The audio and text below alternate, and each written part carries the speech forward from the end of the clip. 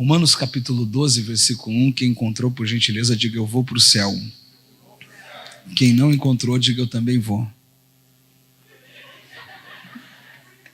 É isso que importa, gente, que nós vamos para o céu. Está escrito assim: portanto, caros irmãos, rogo-vos pelas misericórdias de Deus, que apresenteis o vosso corpo como sacrifício vivo, santo e agradável a Deus, que é o vosso culto lógico ou o vosso culto racional. E não vos amoldeis ao sistema deste mundo, mas sejam transformados pela renovação das vossas mentes, para que experimenteis qual seja a boa, agradável e perfeita vontade de Deus. Quantos podem dizer amém? Todas as vezes que nós olhamos para o Novo Testamento, não nos restam dúvidas que de todas as cartas, de todos os livros, seja o Evangelho de Cristo pelas 4 perspectivas de Mateus, Marcos, Lucas e João, ou o livro histórico, único e exclusivo de Atos dos Apóstolos, diante de todos estes 27 volumes que correspondem, compreendem a nova aliança, a maior parte de todas essas literaturas foram escritas por Paulo, o bandeirante do Evangelho, o maior pregador do Evangelho de Cristo, responsável por transpor a mensagem do Calvário dos muros da tradição judaica, dos muros da religiosidade de seu tempo, e alcançar aqueles que nós conhecemos como gentios por meio da pregação. Olhar para a vida do apóstolo Paulo é olhar para a vida de um missionário exemplar. Alguém que assume para si esta missão e faz da sua vida uma vida missionária. Faz da sua trajetória uma trajetória de distribuições de sementes do reino. Uma vida de expansão do reino. E é sobre Paulo que eu gostaria de compartilhar algumas coisas com vocês nesta manhã, descobrindo para nós qual deve ser a nossa missão, tendo como referência a vida deste apóstolo para este tempo. E para isso, nós estamos em uma das suas missivas, escritas por ele, agora não como aquele jovem que se encontrou com Jesus no caminho de Damasco. Quando nós olhamos a epístola de Paulo à igreja em Roma, nós não encontramos alguém que estava vivendo as suas experiências iniciais com a fé. Não era mais aquele moço de aproximadamente 30 anos que o coração estava queimando pela vontade de fazer o que era certo, mesmo que o que ele considerava certo percebeu ser errado. O fato de perseguir aqueles que eram os seguidores do caminho com tanto entusiasmo, tanta violência, a ponto de consentir na morte do primeiro mártir da fé, Estevão, e receber cartas para neutralizar a expansão do evangelho, partindo a Damasco. Não era mais aquele moço que cai ao chão e ouve Jesus falar com ele, vê a glória do bom mestre e imediatamente o reconhece como Senhor. Quem escreve a carta à igreja em Roma já havia passado por algumas experiências, já havia desfrutado de intimidade, comunhão, relacionamento com o próprio Cristo, a ponto de entregar a sua vida por esta causa.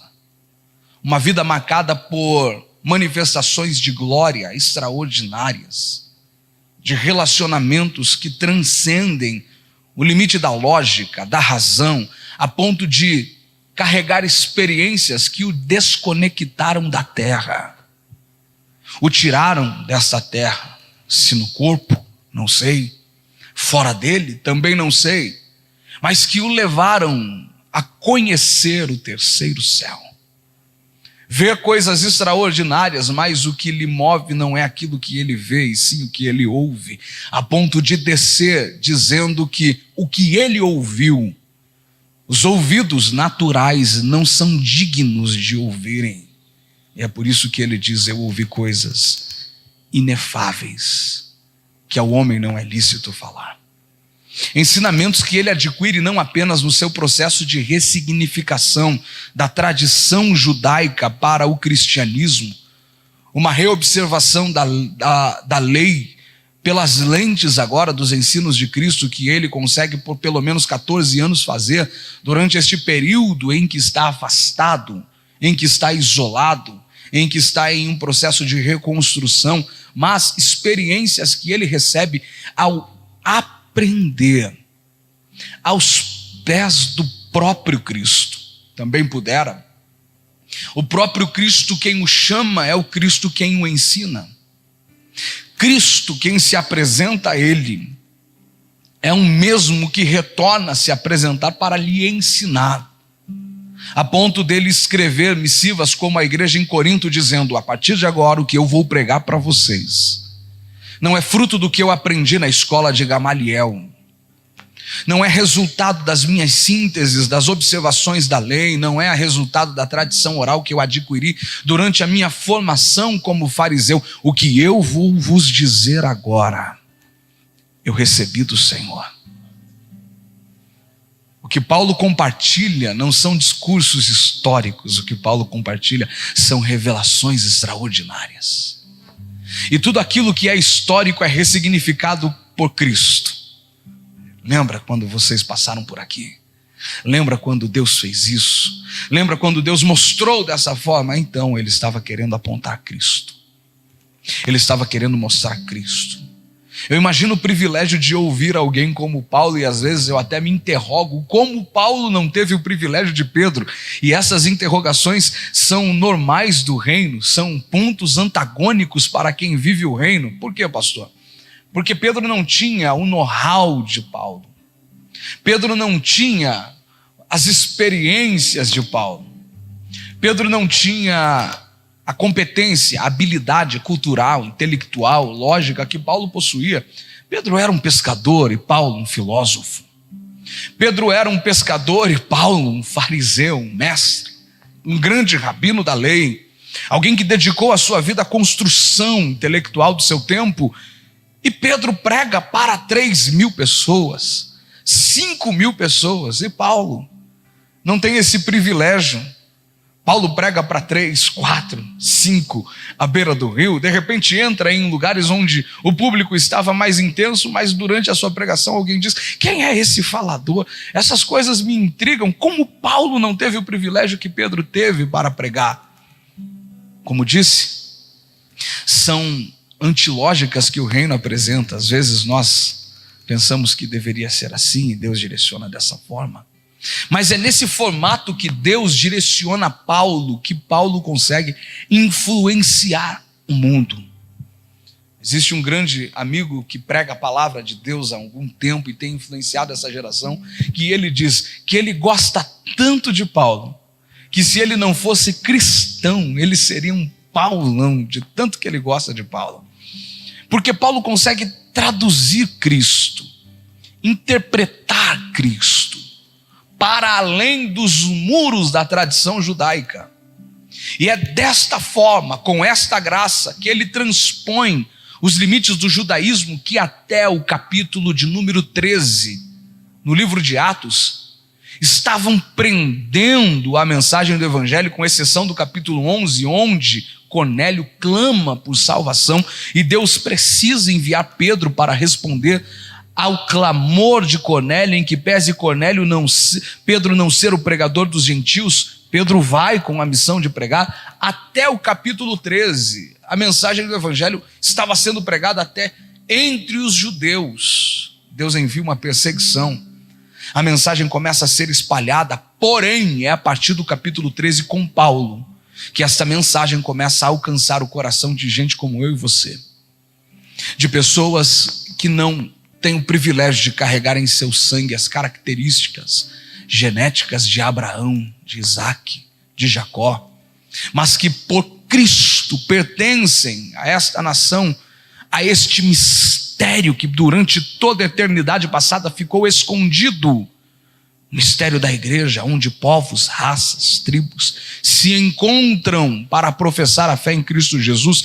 Paulo é o responsável por fazer isso. E quem está escrevendo esta carta? Além de ser um homem com experiências, como vos disse algumas, que aprende aos pés de Jesus, que caminha com Cristo, que absorve um conhecimento a partir de Cristo, das revelações de Cristo, é alguém que testou o seu conhecimento.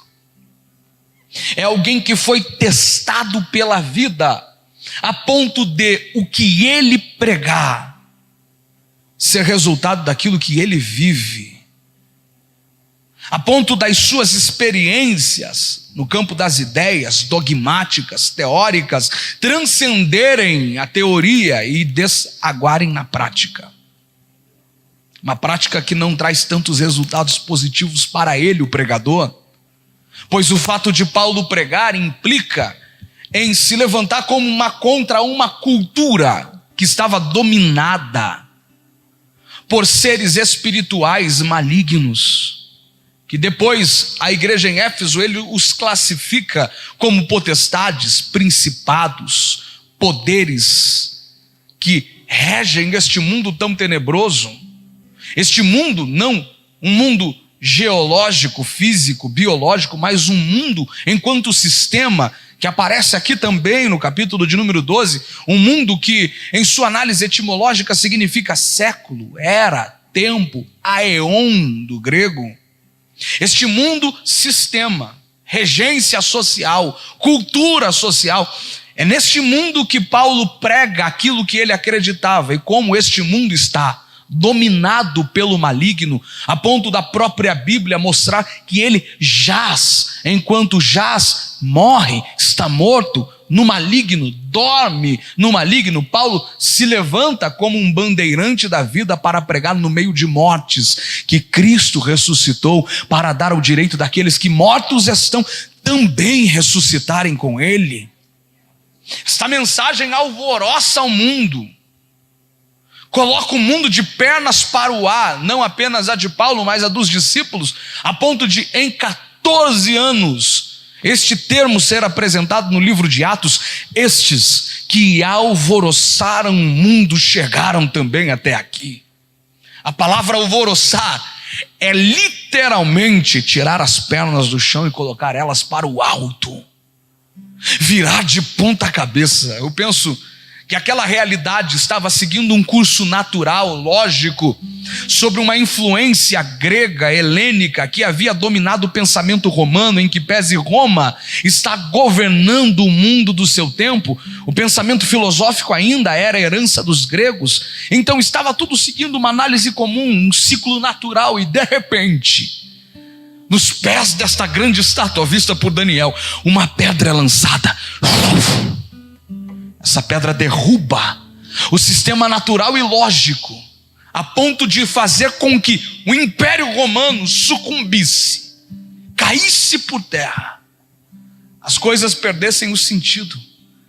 Os heróis, os deuses do panteão grego, romano, serem esquecidos, em que pesem eles serem apresentados como suntuosos, poderosos, donos de poderes extraordinários, que desciam na terra para usar os homens como queriam e oferecer aos homens um caminho para se tornarem imortais, tal como os caminhos que eles ofereciam aos heróis. De repente, é neste cenário que aparecem homens e mulheres pregando não mais um Deus, pregando o Deus, que diferente destes heróis romanos, gregos, que possuíam todo o potentado, toda a glória, toda a soberania, este Deus que eles pregam não é o Deus que estava na terra para fazer o homem se tornar Deus. O Deus que eles estavam pregando era o Deus que se torna homem, e no meio dos homens vive como um carpinteiro.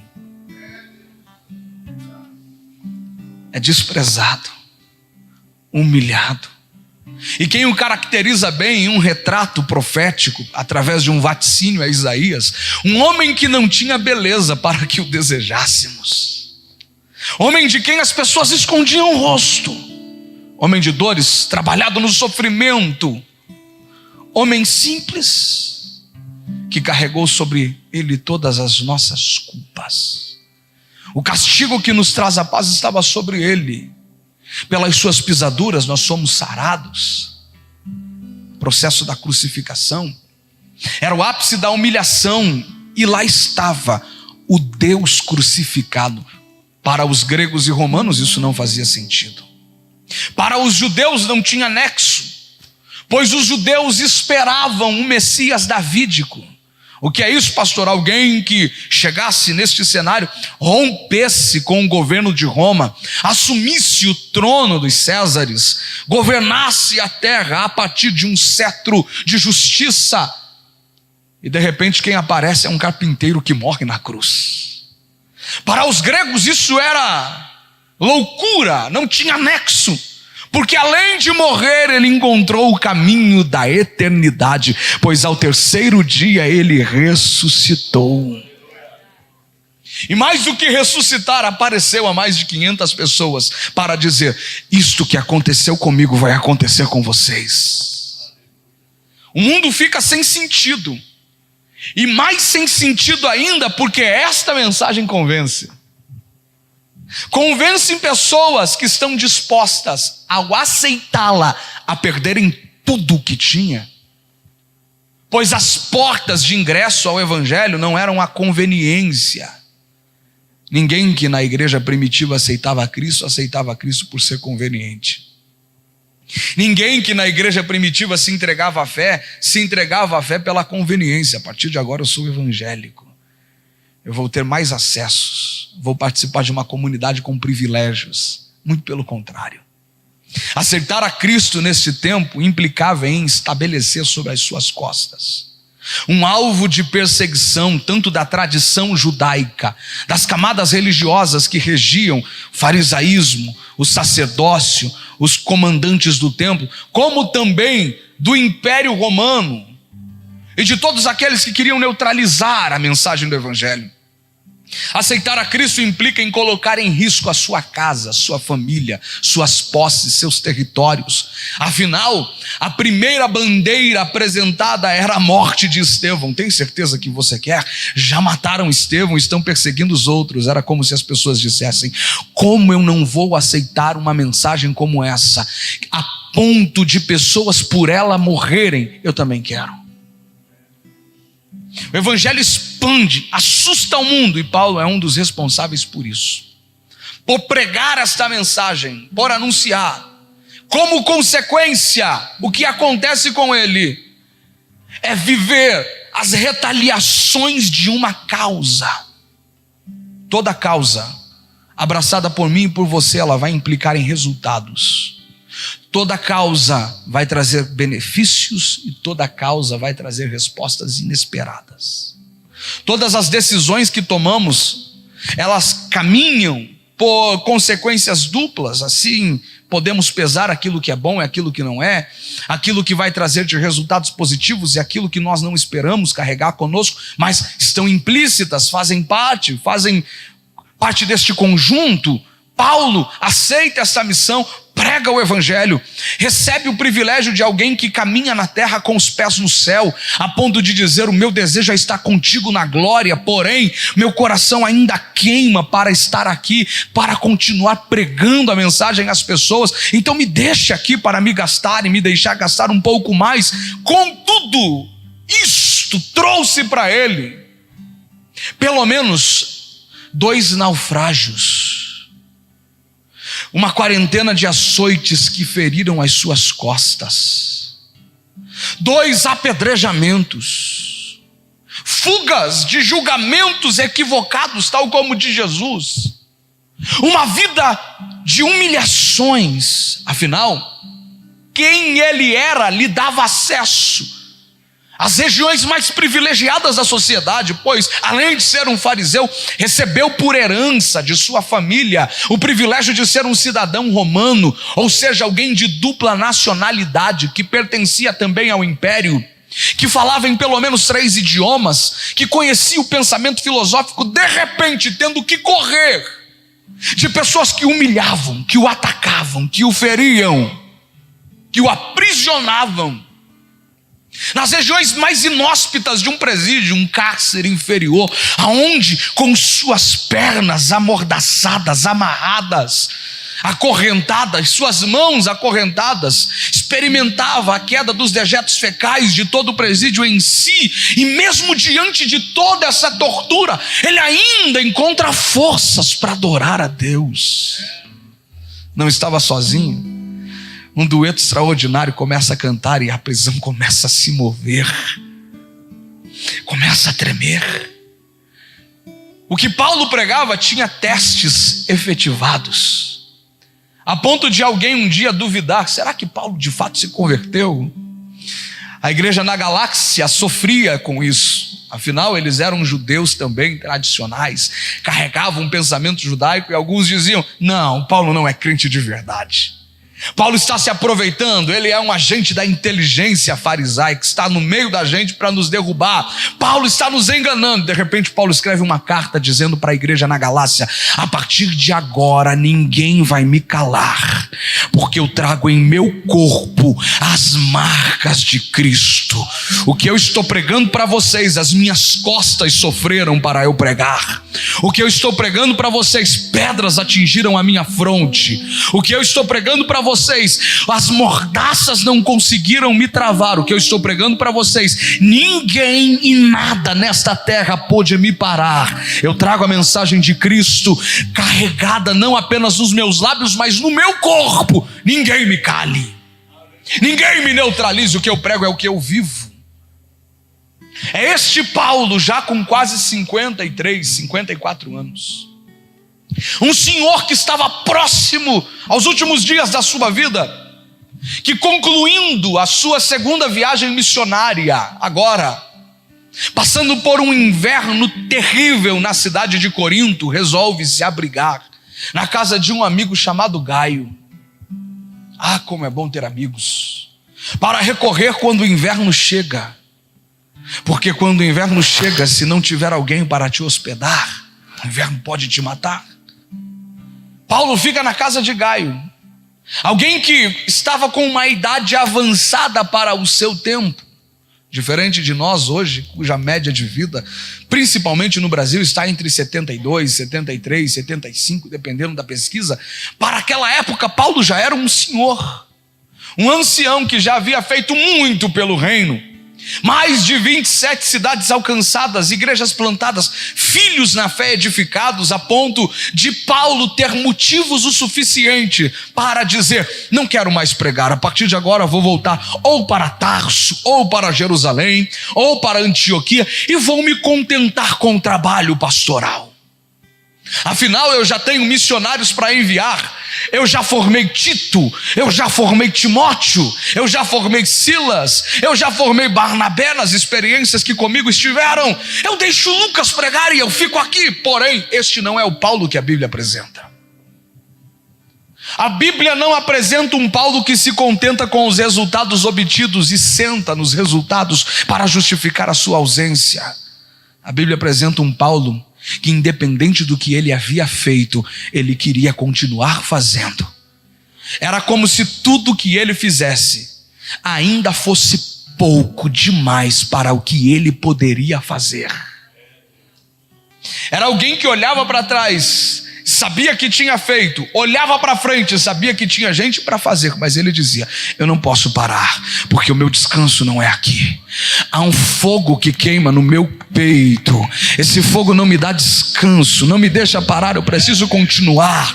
Existem regiões que não foram alcançadas, existem pessoas que precisam ouvir esta mensagem, existem pessoas que sofrem, estão mortas deste sistema maligno e diabólico regido pelo príncipe deste século, que se ouvirem a mensagem do Evangelho, viverão nova vida, nova história, viverão uma transformação extraordinária. Era como se ele dissesse: tem gente aprisionada, e a chave para estas correntes está na minha mão, nos meus lábios, no meu coração. Eu preciso pregar, eu preciso anunciar. Ai de mim se não pregar o Evangelho de Cristo. Eu preciso continuar pregando. Era com essas lentes que Paulo, cansado, olhava o mundo e via o mundo como um cemitério, onde pessoas estavam morrendo, mas elas poderiam viver, porque a chave para a vida estava na sua boca. Era como se Paulo entendesse o que Pedro falou: nós somos dispenseiros da graça. A palavra dispenseiro vem de um verbo grego, de uma palavra grega, que significa economia, administração. Era como se Pedro estivesse dizendo, e Paulo compreendesse isso na prática: nas tuas mãos está a capacidade de administrar a graça, o poder de salvar através da mensagem do Evangelho quem está perdido. Judas fala sobre isso dizendo: resgatem do fogo aqueles que estão caminhando para o inferno. Paulo entendia isso. Para ele, a vida não era apenas um lugar de passagem. Para ele, a vida era uma oportunidade de transformar aqueles que estão morrendo, de resgatar aqueles que estão perdidos. Para Paulo, um dia não era apenas mais um dia era a oportunidade de entrar neste campo de batalha, sofrendo as retaliações deste mundo espiritual que guerreia constantemente, não contra Deus, mas contra os enviados de Deus, que fazem todas as forças necessárias para neutralizar aqueles que do reino são integrantes, para parar, não pregar, não abraçar, não amar. Paulo entendia isso, e quanto mais o inferno se alvorava contra ele, mais os joelhos dele se dobravam, e diante de todas as ameaças, ele escreve com muita clareza: eu tenho certeza, aquilo que o Espírito me revela, que de cidade em cidade aonde eu vou passar, as perseguições que me reservam, porém as perseguições não me param, Satanás não me para, os demônios não me param. Eu preciso pregar a Cristo e este crucificado. Por quê? A pregação do Evangelho pode ser loucura para os que se perdem, mas para nós que somos salvos, é poder de Deus para a salvação. Cristo morreu e ressuscitou, Cristo morreu e ressuscitou, Cristo morreu e ressuscitou. Oh glória! Oh glória! Oh glória! Coração de um agente missionário genuíno, aonde chega as lentes estão afinadas para perceber o que Cristo precisa fazer naquele lugar. Às vezes nós vamos nos esquecendo das nossas responsabilidades e temos uma facilidade muito grande em segmentarmos o Evangelho como apenas uma camada da nossa existência, uma fatia da realidade da nossa vida, como o mundo quer que nós sejamos, que a nossa vida seja dividida em áreas, e a religiosidade é apenas uma das áreas da nossa vida. É o horário do culto, é o horário de ir para a igreja, é o horário de buscar a Deus, e todas as outras áreas estão isentas da influência desta fatia da nossa vida. É o que o mundo deseja, que nós venhamos ter a divisão entre aquilo que é secular e aquilo que é sagrado. Não, a partir de agora nós estamos no templo, este lugar é sagrado. A partir de agora nós estamos no culto e este lugar é sagrado. Se a gente ceder a esta tentação, a este formato de pensamento, aquilo que é sagrado vai estar vinculado apenas a um ambiente litúrgico como esse, apenas a um ambiente diferenciado como este altar. Porém, isto é um equívoco. Para quem está no reino, não existe divisões entre aquilo que é sagrado e aquilo que não é. Como assim, pastor? Tão sagrado quanto este púlpito é a sala da tua casa. Tão sagrado quanto este púlpito é o teu ambiente de trabalho. Tão sagrado para uma liturgia de culto como esta, de 2h30 que nós estamos na igreja, pastor Natanael, é o teu dia a dia, quando acorda, quando levanta, quando trabalha, quando se envolve. Como assim, pastor? O diabo tem tentado segmentar na nossa mente que a nossa responsabilidade com Deus está vinculada a uma esfera litúrgica como essa, para que a gente produza, a gente faça, a gente realize apenas aqui.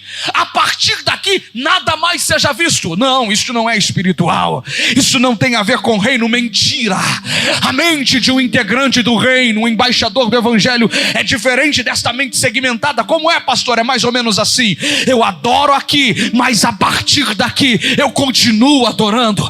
Eu prego aqui, mas a partir daqui eu continuo pregando. Para a gente entender na prática, é mais ou menos assim. Eu chego no meu trabalho não como um funcionário, não como integrante do Estado. Eu chego no meu trabalho como alguém que representa o reino antes de ser um funcionário da terra. Eu sou um funcionário do céu. E a minha pergunta é, antes de questionar ao meu supervisor qual é a missão, eu pergunto para Deus: qual é a missão? Se o Senhor me plantou aqui, é porque o teu reino precisa chegar, o teu reino precisa ser lançado, o teu reino precisa ser implantado aqui. Qual é a missão?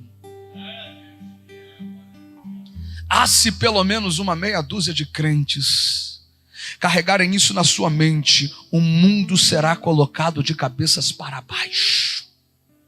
Aquilo que naturalmente está acontecendo na tua empresa, de repente começa a ter umas reviravoltas extraordinárias, porque as pessoas vão começar a te procurar. Você não precisa necessariamente ser um proselitista, anunciar a todos: não, vocês têm que saber que eu sou evangélico. Não. Vocês precisam ser apenas um representante do reino. Nós precisamos ser apenas um representante do reino. Quando isso fizer parte da nossa vida, algumas pessoas vão perguntar: por que é que você vive desse jeito? Por que é que você vive dessa forma? Aquele sorriso vai brotar naturalmente. Como? Assim, você poderia fazer isso e não faz. Você poderia agir dessa forma e não age. É porque tudo que eu faço para Cristo. Era este Paulo que queimava em seu coração o desejo de expansão do reino, que agora na casa de Gaio, seu amigo, podendo descansar, repousar, deixar a obra em continuidade para os seus outros companheiros, que ele decide evangelizar a Espanha, que ainda não havia sido alcançada, mas sabia muito bem que para alcançar a Espanha ele precisaria de um financiamento missionário, pastor Fernando. E este financiamento não poderia vir da igreja em Jerusalém, pois ainda estava estabelecida em Jerusalém uma tradição medíocre, onde os muros que haviam sido superados por Paulo do tradicionalismo religioso ainda estavam de pé, a ponto do pastor da igreja em Jerusalém conversar com gentios enquanto os judeus não lá estivessem, pois quando os judeus chegavam, ele desprezava os gentios, ficavam com os judeus, e Paulo vai chamar a atenção dele dizendo: ou você decide. Você é deles, mas você precisa ter bom relacionamento com todos. Você precisa adquirir uma postura transparente. Paulo prega para Pedro. Paulo sabia que as ofertas missionárias não poderiam vir de Jerusalém, porém ele se lembra que uma igreja havia sido plantada em Roma. Uma igreja que teve início em dia de Pentecostes. Porém um dia diferenciado, em que um pequeno grupo de aproximadamente 120 pessoas estava em uma casa, orando, clamando, e de repente, o som do céu invade aquela casa, e línguas repartidas como de fogo começam a pousar sobre cada um deles, a ponto daquilo que eles estavam ouvindo, aquilo que eles estavam vendo, encher a vida deles, porque nós somos frutos daquilo que ouvimos e vemos. Aquilo que somos é reflexo daquilo que absorvemos. Como eles estavam ouvindo o que era do céu, vendo o que era do céu, inevitavelmente eles seriam cheios daquilo que vinham do céu, e a Bíblia vai dizer: e todos foram cheios do Espírito Santo. Como a gente só pode produzir aquilo que a gente é, ninguém produz a partir do que não é, nós só produzimos o que somos. Quem é cheio do Espírito Santo inevitavelmente começa a falar em outras línguas, a ponto daquele barulho que eles ouviam serem reproduzidos através deles. Como assim, pastor? Eles estavam no cenáculo, e quem no cenáculo estava ouvia o som do céu, mas quem no cenáculo não estava, ouvia o som da igreja. Não entendi, vou explicar.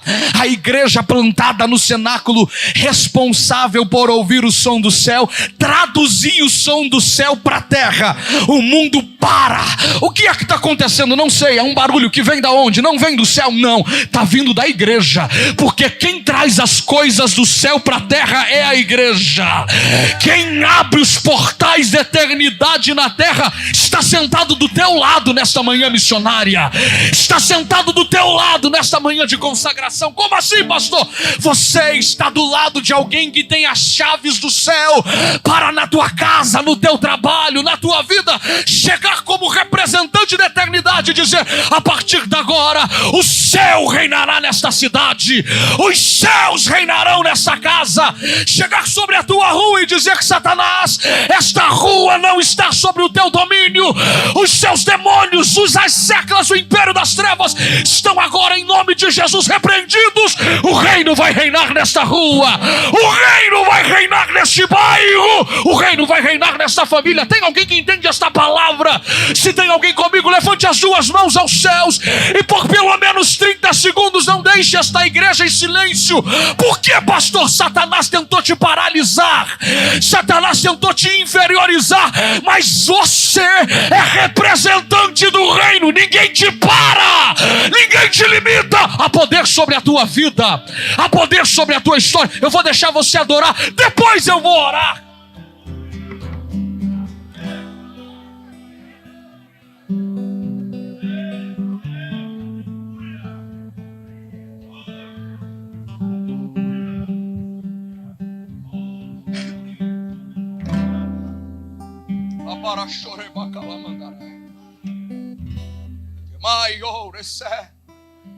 Feche os seus olhos, eu preciso liberar uma palavra. O tempo já está indo, mas Deus te trouxe aqui nesta manhã para neutralizar as investidas de Satanás na tua mente, na tua alma, no teu coração. Ei, mulher, você é uma agente missionária. Ei, homem, você é um agente missionário de Deus. Satanás tem colocado diante de ti circunstâncias de crise na tua vida para dizer que você é a circunstância que você está vivendo. Você é as circunstâncias que a vida estão te apresentando. E muitas vezes a vida vão nos apresentar circunstâncias de limitação, de crises, nas diversas áreas, financeira, emocional, familiar. E o diabo está dizendo: você é isso, esta miséria que a tua vida está vivendo, estas circunstâncias limitantes que a tua vida está vivendo. Porém, Deus te trouxe aqui nesta manhã para reforçar a tua identidade. Você não é as circunstâncias da tua vida, você é representante do reino que te sustenta, que te guarda, que te fortalece. E por isso um cântico está sendo colocado na boca de gente aqui nesta manhã, pastor Gisiel. Um cântico está sendo colocado na boca de crente aqui nesta manhã. Vai ter gente, presbítero Ailton, que vai sair daqui dizendo que nem Paulo: eu já aprendi a viver na bonança, mas também na escassez. O diabo pode até querer jogar na minha cara a escassez e dizer: você é isso, porém eu posso todas as coisas, não pelas circunstâncias, mas por quem me fortalece. Venha o que vier, seja o que for, a minha força vem do alto. Eu sou da terra, mas também do alto. Quem crê nessa palavra, receba a força de Deus, receba a graça de Deus. Deus está te renovando hoje.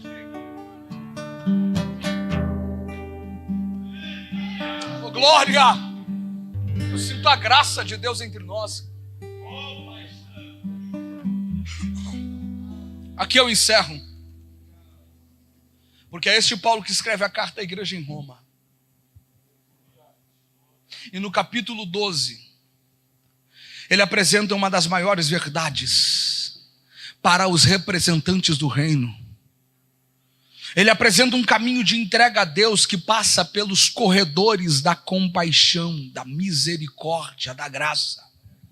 É como se ele dissesse: eu rogo a vocês que se apresentem a Deus como pelas misericórdias dele, pela misericórdia do Senhor. O caminho que nos leva até Deus se chama graça e não será outro. ele apresenta este caminho de entrega para um culto devoto, integral, de vida. E mais do que isso, ele começa a reforçar a mentalidade de gente que tem a competência missionária. Ele diz: e não vos conformem com a realidade que vocês estão vivendo. O que Paulo está dizendo é: não aceite estar aonde estão e ser influenciados pelo ambiente, pelas circunstâncias. Vocês são agentes missionários. Aquilo que está do lado de fora não tem o poder de inferir aquilo que está do lado de dentro, pois em vocês há um ponto de conexão entre céu e terra. Aleluia! Talvez você não saiba, mas depois da queda do homem, o que mais o homem tentou fazer é criar este elo de contato entre o eterno e o terno, entre aquilo que é transcendente e aquilo que é natural. E eles fizeram, pastor Estelita, altares para que isso acontecesse. Todos os altares construídos na antiga aliança eram um desejo claro do homem em tentar atrair aquilo que é divino, em tentar atrair aquilo que é sobrenatural. Eles construíam do lado de fora, porque aquilo que deveria ser do lado de dentro estava quebrado. O pecado quebrou o altar interno do ser humano, onde Deus habitava. Afinal, Deus não habita em templos feitos por mãos humanas, mas o homem construía do lado de fora altar de pedra, altar de ouro, altar de bronze, altar de prata, altares de madeira, para que do lado de fora o céu se conectasse com a terra, e com aquela conexão eles se satisfizessem, dizendo: Deus pelo menos desceu. Não foi em mim, mas desceu. Não foi em nós, mas ele desceu, ele está conosco. O sacerdote saía do tabernáculo, do templo, e dizia: o Senhor desceu, ele visitou aquilo que a gente ofereceu para ele. Quando na verdade o que Deus não queria era visitar o que era oferecido, Deus queria visitar quem oferecia. Cristo morre, ressuscita e transforma o ser humano novamente em casa de Deus, a ponto de ponto de conexão entre céu e terra não ser isso aqui. Ah, como são belos os nossos púlpitos, mas Deus não desce neste púlpito, Deus desce em vocês. Ah, como são belas as nossas organizações, os nossos templos, as nossas arquiteturas, mas se nós não tivermos elas, Deus continuará descendo, porque o que conecta o céu e a terra não são as estruturas feitas por homens, sim o templo feito por Deus. É por isso que Paulo diz: vocês não se conformam com o que vocês estão vendo do lado de fora, porque dentro de vocês vai ter algo que vai transformar vocês de fora para dentro. Não, pastor, de dentro para fora. Do lado de fora a pressão tentando conformar: adote este padrão, adote esse sentido, adote este formato, adote esta forma. Do lado de dentro o Espírito dizendo: não, eu transformo você, eu transformo o teu entendimento, eu transformo a tua cultura. É isso que o diabo não quer, que nós sejamos transformadores de realidade. Por quê, pastor? Quem está experimentando a transformação aqui, inevitavelmente vai exercer uma transformação ali. Quem experimenta uma revolução aqui será um agente de revolução lá.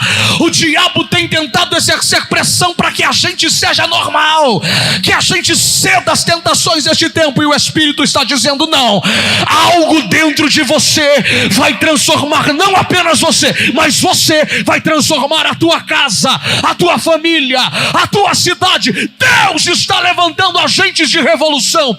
Eu preciso liberar uma palavra e encerro nesta manhã. Se tem alguém que acredita em palavra profética, levante as suas mãos.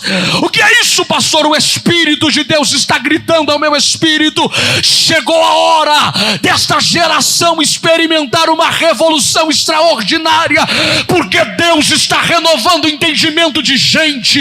O diabo tentou te paralisar, tentou te neutralizar, para você se conformar com a realidade medíocre, mas Deus está dizendo: dizendo: não, tem um oceano mais profundo para você mergulhar.